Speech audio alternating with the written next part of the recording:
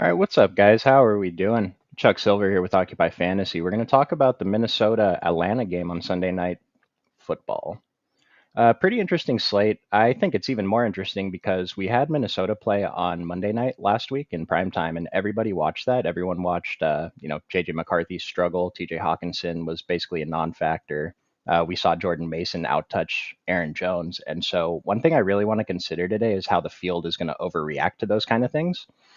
A big thing I was trying to push last week, and I think the other guys were talking about in their videos as well, is we want to lean into the uncertainty early in the season. And I think we did a pretty good job if you followed, the things we talked about on here and in the plug, followed the model. We should have had a pretty good night last Sunday.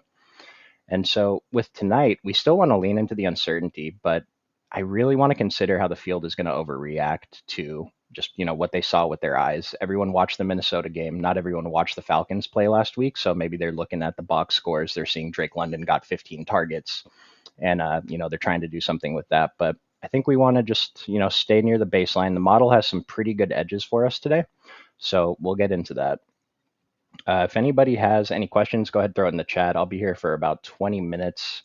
If you were here last week, I gave you a preview of the plug. If you want to read that for the rest of the season, you can sign up for occupyfantasy.com. We have plans starting at as little as $7 a week. It's $1 a day. I think it's a pretty great value. And then once we get into NBA, it's probably the best value in fantasy sports strategy.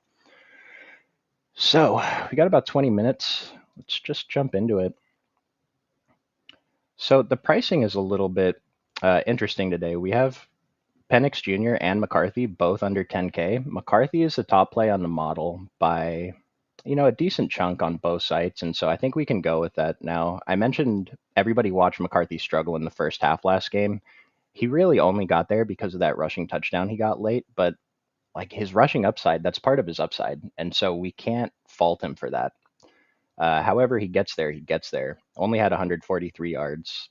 I know that the Vegas line is much higher than that, so hopefully we can play for a bounce back in the passing game. And one of the ways I want to take advantage of that is by playing more Justin Jefferson, especially at captain. I mean, this was about as bad of a game as he could have, right? 7 targets for 44 yards. I think it was like 69 air yards, which isn't great. He did get that touchdown. He finished with 15 DraftKings points. I'm just saying that's about the worst game he could have had, and he still had 15 DraftKings points. He's the second top play on the model after JJ McCarthy, and so I think we really want to ride Justin Jefferson tonight. And then my other guy, Drake London, he's actually above Justin Jefferson on DraftKings. He's much lower on FanDuel. This makes sense. I mentioned he got 15 targets last week. On DraftKings, we're getting a point for every reception. So that's going to make up the little difference there. And the price is pretty good, 10,400. We only have Drake London projected for 13% ownership in the captain versus Justin Jefferson's 22% over on DraftKings. Then over on FanDuel, it's an even wider gap. Justin Jefferson's at 20% MVP, while Drake London's only projected for 8%. We're getting a little bit of a discount on Drake London over on DraftKings. Justin Jefferson's 11,800 here. But over on FanDuel, Justin Jefferson is 13,600, while Drake London's only 10,200. And so that gap's even wider. I don't agree with that ownership difference there. I think we want to get over the field on Drake London on FanDuel. And then I really like it on DraftKings too. And the model's telling us to go for it.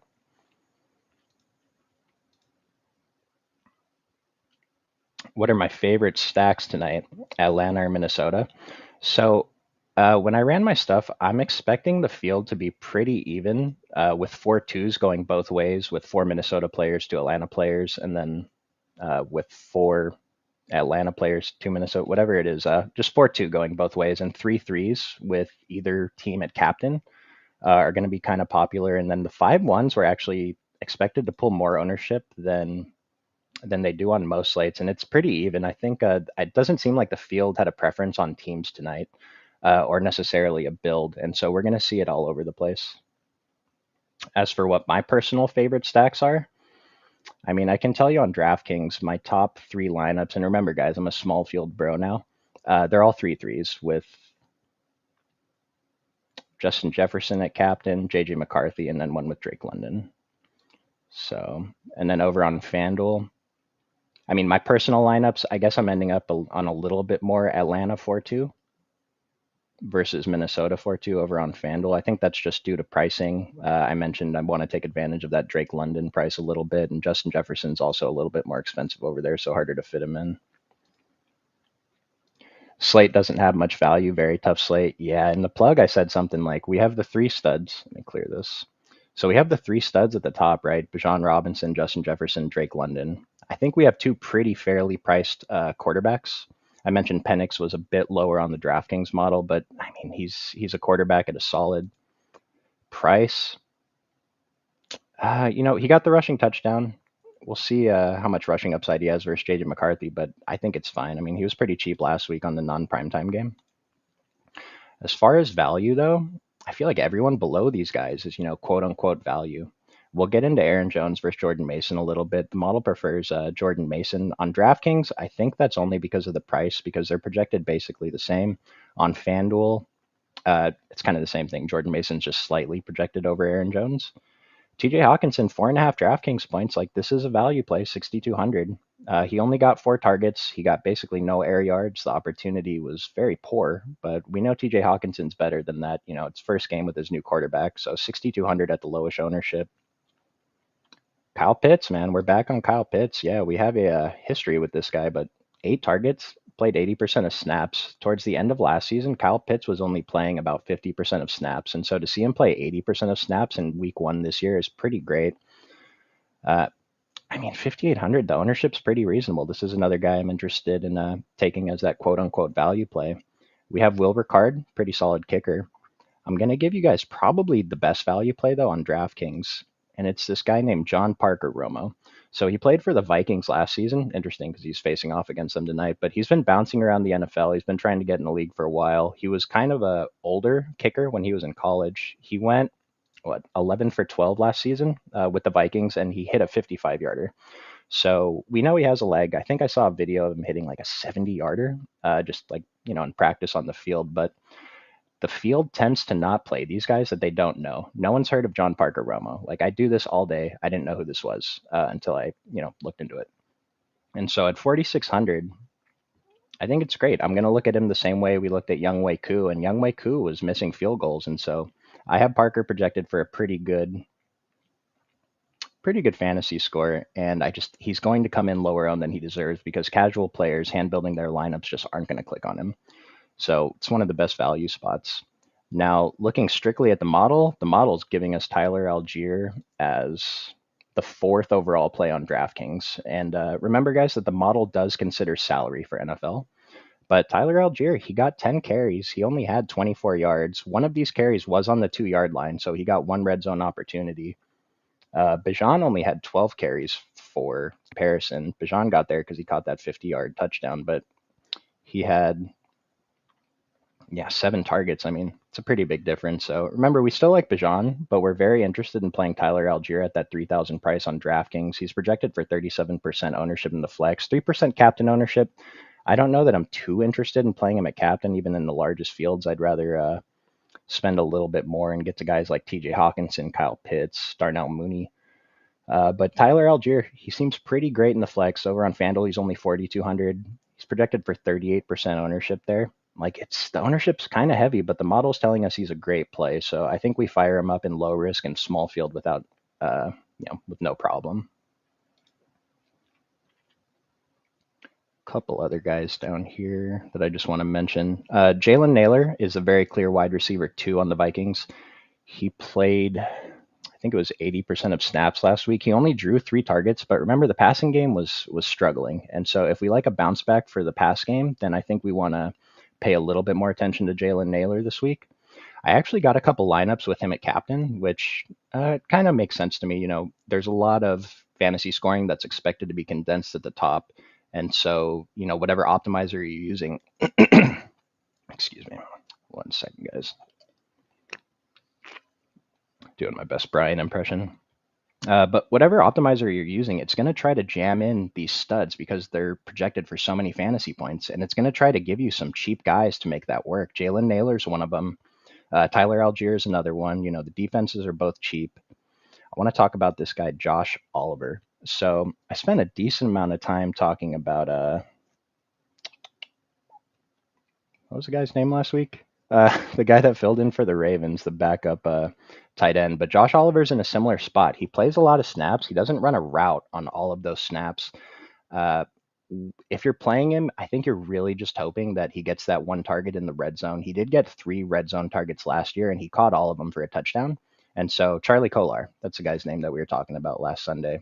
But I see Josh Oliver with more upside than Charlie Kolar. Now, it's still a very high risk play. The chances are he's not going to do anything tonight.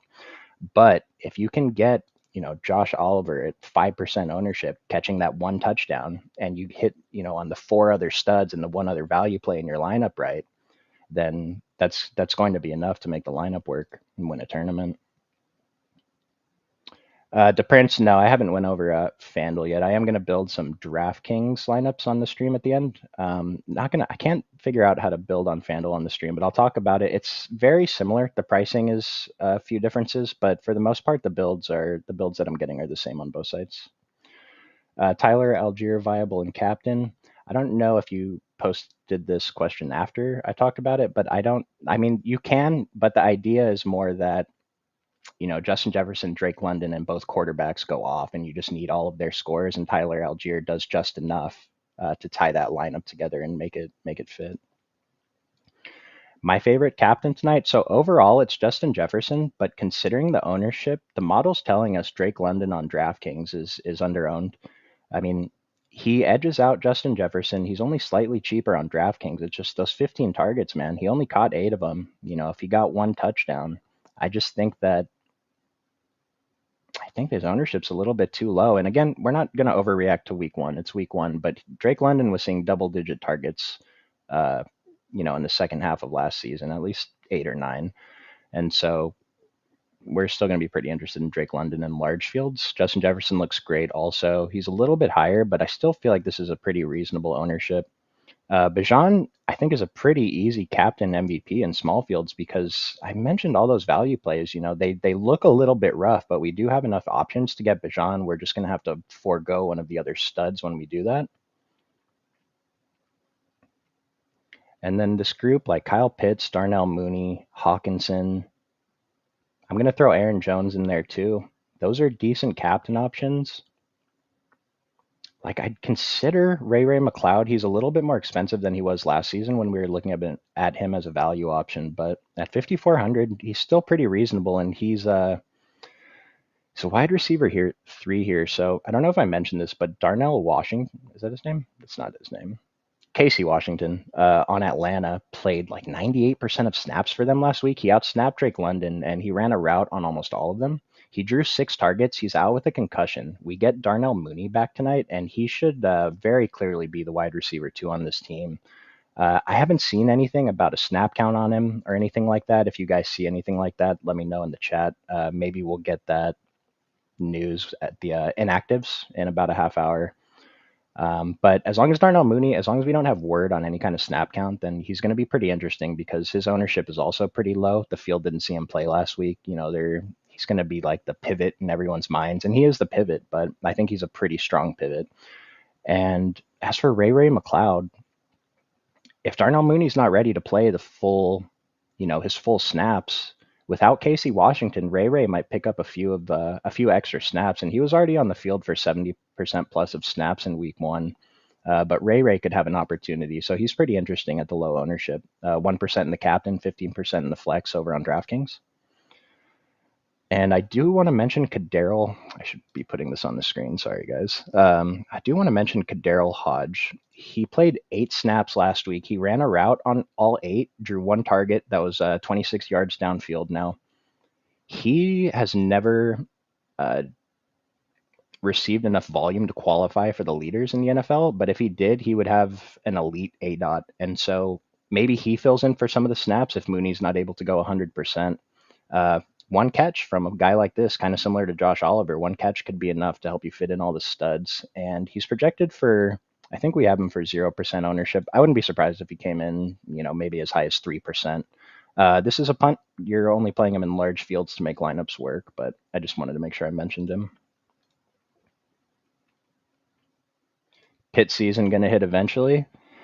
Yeah, Pitts, man, it's like, I feel like he did this to us before. Flashed early in the season, then we thought he was good again, and then never showed up again. But the price is pretty good, and the field is still kind of scared. Just consider the public sentiment on Kyle Pitts. Everyone was so down on him all offseason. They're not just going to completely flip their view on him from one game. Like, this is a really solid game. Remember, we're interested in the opportunities that we saw, and this is really good opportunity. So Kyle Pitts, I mean, he's not like a super priority, but he's a guy that I definitely want to have exposure to. See Brandon and Brian in the chat. Appreciate you guys. Any love for Naylor? Again, yeah, with him, it's just the opportunity. He was on the field for most snaps. He's a very clear wide receiver, too.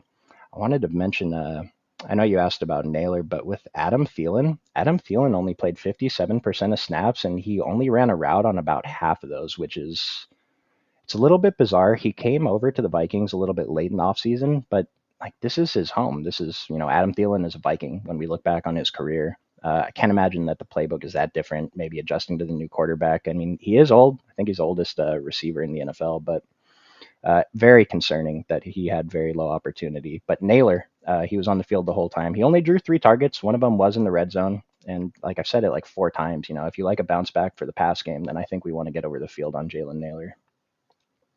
Fade Robinson, man, it's like, I try not to insert my personal opinion on the show too much, but the model is telling us that he's, other than Michael Penix, he's kind of the worst stud on the board. He's rated a decent amount below Justin Jefferson and Drake London, and his salary makes it pretty hard to work with stuff if you're playing Bijan at captain.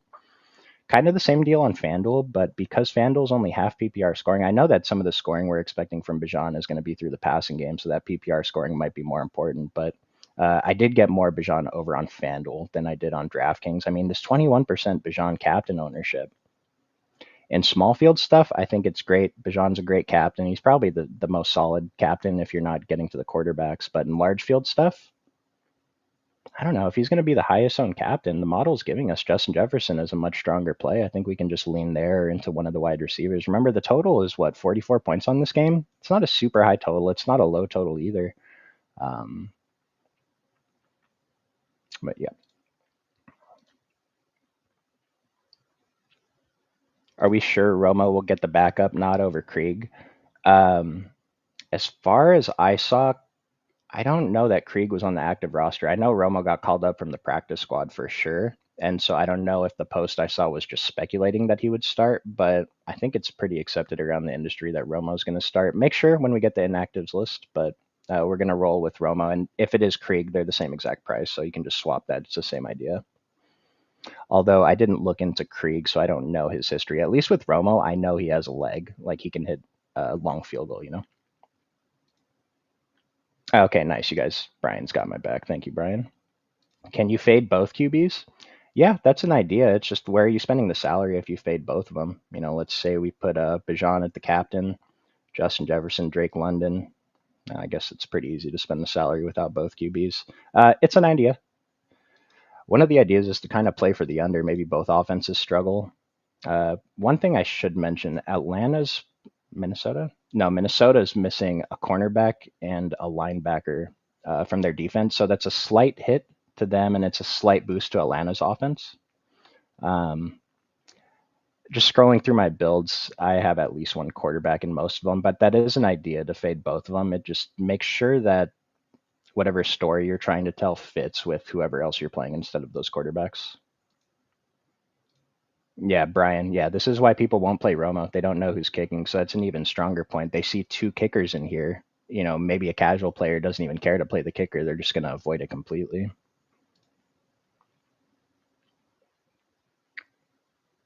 What about Mooney taking away from London's targets? It's possible. We'll have to see. So generally, Mooney's coming back from an injury. He missed week 1. I think if they're good to go, they're good to go. He's cleared to play today, so I didn't put any kind of restriction on him. I didn't dock him for injuries. I'm going to assume he plays his normal snaps. That is an idea, though, for sure, to play Mooney over Drake London, and that lets you save a lot of salary and get to more of the Minnesota studs. I'm not worried about him taking away too much. I mean, 15 targets. Drake London's probably not going to get 15 targets again tonight. Daryl Hodge had a design play late in the fourth quarter with the game on the line last week. Yeah, we like that a lot. And so, like I said, we have Daryl Hodge projected for 0% ownership. Pull him up again here. I don't think he's coming in 0%. He's going to be more than 0%. Like the Sims are going to see he's 0% projected and put him in lineups. So I still think he's fine. We're really only interested in playing him in large field stuff. But again, I think the way that he gets there is not necessarily him performing, but everyone else around him performing and him doing just enough that the 1600 works for the lineup. Do I have any concerns with London reactivating that shoulder injury? The thing is, I wouldn't know how to quantify it if I did. And so I'm not really making any adjustments for that because the thing is, if anyone in the field is worried about that and they're, docking London or not playing London because they're worried about him getting hurt mid-game, then I see that as an advantage to me because I want to play more London. And so I'm not making any adjustments for it. The model's giving us him as a top play, so I'm just going to go ahead and follow that.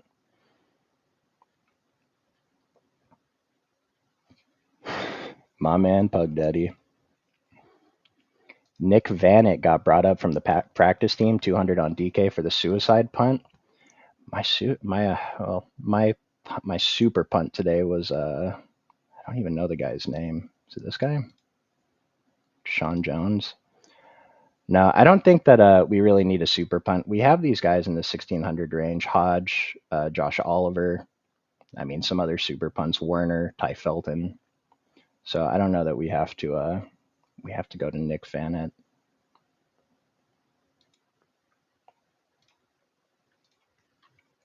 What defense is stronger?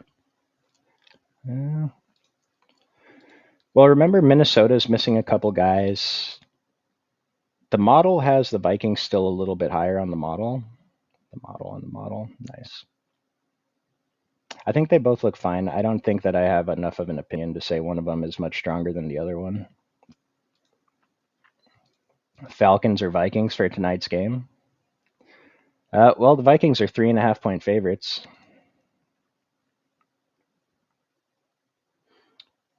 Jose thinks the Vikings are the tougher defense. It's definitely possible. Yeah, two of their defenders are out, but we'll see what happens here. So let's build a couple of lineup ideas. If you're playing low risk tonight, we're going to start with JJ McCarthy. He's a top play on the model overall. Don't think there's any shouldn't really be any argument to play him at the captain spot there. We're going to fit in Bijan. We're going to play Michael Penix. It leaves us with 47.66 for three positions. So typically here at Occupy, we recommend playing both quarterbacks and both starting running backs. Aaron Jones is still going to be the starter, but the model is giving us Jordan Mason at a slightly lower price, and that lets us build the lineup that we're trying to build here. So we're going to go with Jordan Mason in low risk tonight. We can go ahead and take our guy Romo at 4,600, and that allows us to fit in Tyler Algier, who's the top value play on the model. If we could, over on FanDuel, the salary works out where you can fit in Ricard instead and still get to Tyler Algier over there, and that's what we're going to prefer to do. There is a slight correlation with the same team kicker as your captain, but over on DraftKings, playing it with Romo is fine. Once we're getting into small field, we can still play JJ McCarthy a captain. He's going to be 20+% owned, but like we can play with it a little bit. Let's say we fade Bijan here. We'll still have Michael Penix.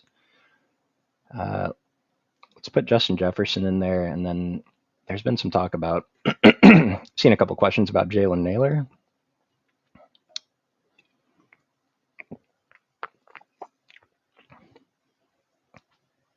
Leaves us 30. Excuse me. Leaves us 3,900. I don't mind playing the defense against the opposing quarterback. This is a little bit awkward of a build to do it, though, with only Michael Penix as the only other Falcon. But that's an idea, playing the defense against a quarterback. The hope is that the quarterback throws a pick six, but has a solid game otherwise. Could fit in like Josh Oliver, take Jordan Mason out. We can get up to Aaron Jones. I mentioned this earlier, but this is one thing I'm wondering. Everybody watched Jordan Mason look much better than Aaron Jones last Monday, and so we have them projected to be pretty close in ownership, but I'm wondering if, Jordan Mason's going to come in a few percent higher than we have projected, and Aaron Jones comes in a few percent lower, in which case Aaron Jones would be a pretty good high-risk play. I mean, this is a 5-1 Minnesota build with Penix. Let's take Naylor out. Looks like for my favorite setup in a maybe medium-sized contest, say Justin Jefferson at captain, We'll do JJ McCarthy in flex, Drake London in flex, Jordan Mason, our preferred running back, leaves us 2950, which isn't much. But this is where those super punts come in. So we can't even do this one with Josh Oliver or Hodge. And so it is going to be tough fitting Jefferson at captain. No, we got to get that guy out of there. For large field, if I was entering one lineup in the Millie tonight, it would be a Drake London captain lineup. I would have Penix and flex. Whatever you want to do with McCarthy or Jefferson. For this build, I'm going to try it with just with Justin Jefferson. Leaves us 4,300. So if we're fading Bijan, makes sense. We could get to Algier if, hopefully he gets that carry on the 2-yard line again and gets the touchdown this time, and Bijan doesn't get a 50-yard touchdown and fails at the price. Leaves us 5,000 per player. We'll get to our unknown kicker, and we can get to Will Ricard. Don't love double kicker builds, depending on the size of the field of the contest you're playing, but Ray McLeod, I mean, this is a pretty solid build. Drake London a captain. We have the quarterback. Again, we landed on a 5-1 build just the opposite way. I had one more idea I wanted to throw in here before I get out of here. If you guys have any last minute questions, I'm going to get out of here in just a couple of minutes. Could play, this is an idea. I'm not sure if I like this more in small field or large field, but playing both running backs from the same team in the same lineup. Like maybe we have Drake London at captain, Aaron Jones and Jordan Mason. We're going to fade Jefferson and McCarthy in this lineup. Leaves us 6,700. We'll get Penix in there, 5,300. Yeah, we'll go with same team kicker as our captain. Leaves us enough to get to Kyle Pitts, Ray McLeod again.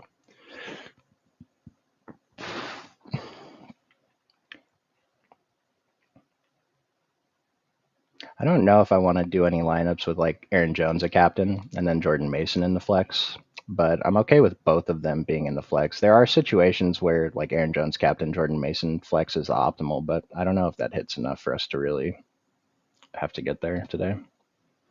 Can you fade the Falcons QB? Yeah, you can. The model's telling us we can get away from him. Michael Penix is like the 10th overall play on DraftKings, where typically the quarterbacks are, top 2, if not top 3 or 4.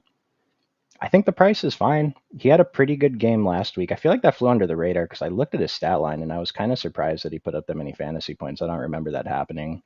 But we are getting a decently low-owned quarterback. It's just a matter of who you're fading in the lineup. Now, let's say we want to force in, this will be the last build I do, and then I'm going to get out of here. But let's say we want to force in, all the studs. So let's get Bijan, Justin Jefferson, Drake London, and we'll even say like McCarthy in the flex too. If we do a captain with like so we'll put Tyler Algier here. We have 1,900 to get to Kadarius Hodge. This is just asking for so much to happen. I mentioned that in these type of lineups, I think it depends more on these 4 guys just soaking up all of the fantasy points in the game. But if you're playing two of these guys, Algier and Hodge, you really need both of them to do something. So that's a little bit tougher. Maybe if we put I